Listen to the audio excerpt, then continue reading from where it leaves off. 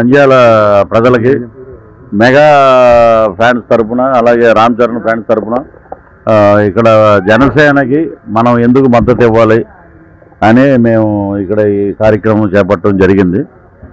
Johnny master గారు కూడా వస్తున్నారు, స్వామినాయుడు గారు వస్తున్నారు, వాళ్ళిద్దరు. నేను రాత్రి రావడం జరిగింది. సో ఎక్కడికి వెళ్ళినా ఆంధ్రప్రదేశ్లో ఏ మూలకు వెళ్ళినా ఏ చోటకి వెళ్ళినా గత 2 సంవత్సరాల నుంచి మేము అన్ని షూటింగ్స్ అన్నీ ఆంధ్రాలో ఉన్న ప్రతి విలేజ్లో ప్రతి మండలంలో జరుగుతున్నాయి.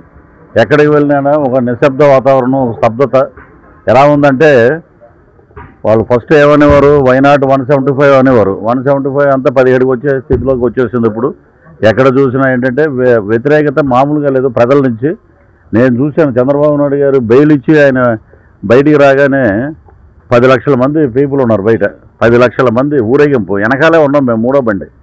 ఎక్కడ చూసినా వృద్ధులు, మహిళలు, రైతులు, కుల మతాలకు అతీతంగా మొత్తం జనసేన తెలుగుదేశం. ఎప్పుడైతే జనసేన తెలుగుదేశంకి ఆయన జైల్లో ఉన్నప్పుడు మద్దతు ఇచ్చారో పవన్ కళ్యాణ్ గారు, ఆ రోజు నుంచి ఒక కొత్త ఉత్సాహం కార్యకర్తల్లో వచ్చింది.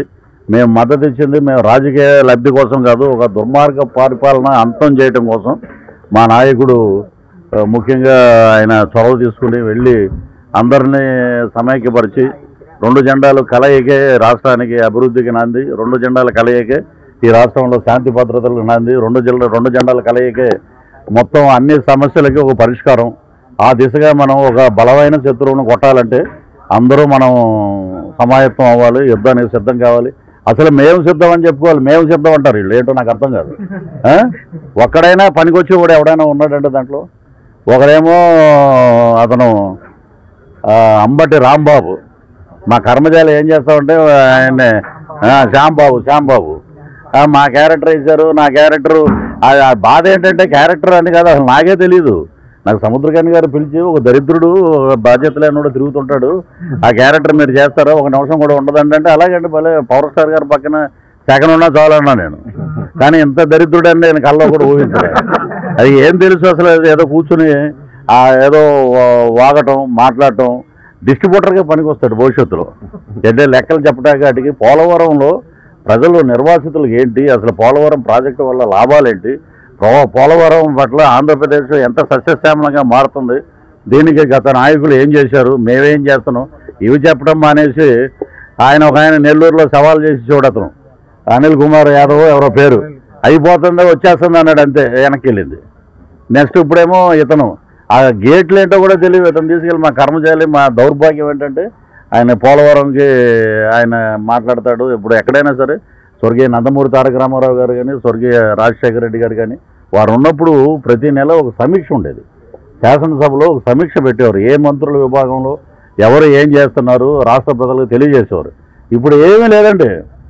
3 పెళ్ళిళ్ళు 2 చోట్ల ఓడిపోయాడు. వీడు పక్క నుండి పెళ్ళిళ్ళు చేసినట్టే. పవన్ కళ్యాణ్ గారు 3 పెళ్ళిళ్ళు చేసుకుంటే పోలవరం ప్రాజెక్ట్ ఏమైనా ఆగిపోయిందా? ప్రజలు ఆలోచించండి. లేకపోతే 2 చోట్ల ఓడిపోతే వీళ్ళు ఏమన్నా నిష్ణాతులు, వీళ్ళు ఏమైనా గెలిచారా? 2 చోట్ల మా ఓటు గెలిచేవాడే. అక్కడ ఏం జరిగిందో ఎలా జరిగిందో గతం మేము అక్కడ ఉన్నాం కాబట్టి, ఆ దిక్కుమాలిన కాపురం చేశాం కాబట్టి మాకు తెలుసు. పవన్ కళ్యాణ్ గారు భీమవరంలో గెలిచారు, అది అందరికీ తెలుసు, రాష్ట్ర ప్రజలందరికీ.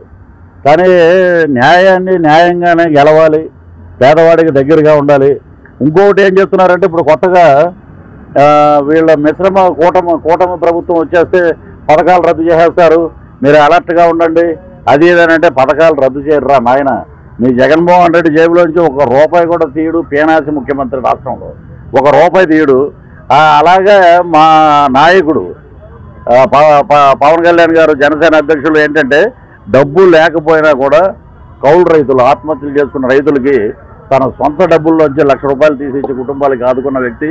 అలాంటిది రేపు అధికారంలోకి వస్తే, ఈ కూటమి అధికారంలోకి వస్తే అద్భుతంగా ₹10 ఎక్కువే మేము పేద ప్రజల కోసం కష్టపడి మేము వెచ్చిస్తాం, ఆ పథకాలను అలా కంటిన్యూ చేస్తామని చెప్పడం జరిగింది.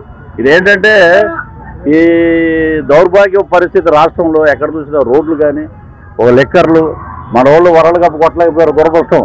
ఇక్కడ వరల్డ్ కప్ అంట, వైన్ షాప్లో ఏదో పేరు అది, ఇంకోటి భూమి అంట, ఏదో ఇలాంటివి పెట్టి లివర్లు అందరికీ పాడైపోయినాయి. మొత్తం రాష్ట్ర ప్రజల ఆరోగ్యం పోయింది.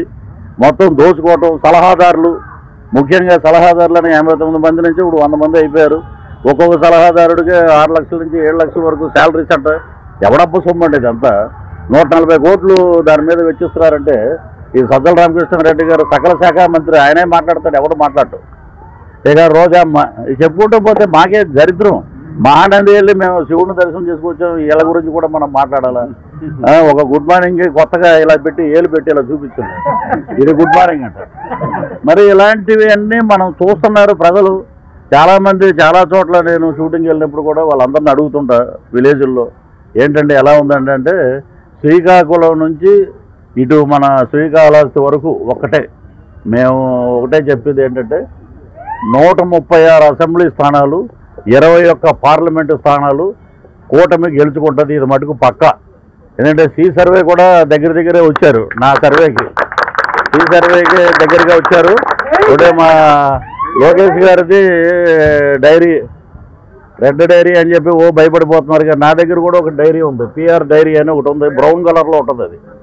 అది కూడా చరిత్ర ఏంటంటే, శ్రీకాకుళంలో మేము అప్పుడు క్యాంపెయిన్ చేసినప్పుడు గెలిచిన ఎమ్మెల్యే అప్పుడు ఎంత ఉన్నాడు, ఇప్పుడు ఎంత సంపాదించాడు డబ్బు, అక్కడ అవినీతి ఎంత జరిగింది, నియోజకవర్గంలో అభివృద్ధి ఏంటి, నియోజకవర్గంలో ఏ పనులు ఎలా ఉన్నాయి, అవన్నీ దాని మీద జనసేన తెలుగుదేశం పోరాటం.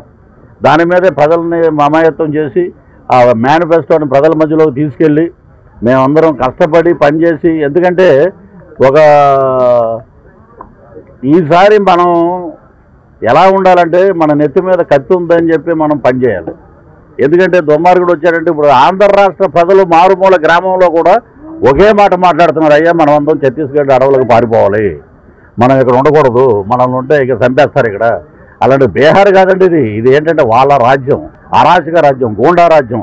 దీన్ని మనం గట్టిగా దాన్ని కృషి చేసి మనం అందరం ఓటుని మనం తెచ్చుకొని దాని మీద మనం గట్టిగా కృషి చేయాలని చెప్పి మా నంద్యాలలో ఉన్నటువంటి నాయకులందరూ వచ్చి హైదరాబాద్ వచ్చి మీరు రండి అని అంటే, నేను కూడా ఫస్ట్ జనసేనలో 2020 నుంచి క్రియాశీలకంగా ఉన్నాను.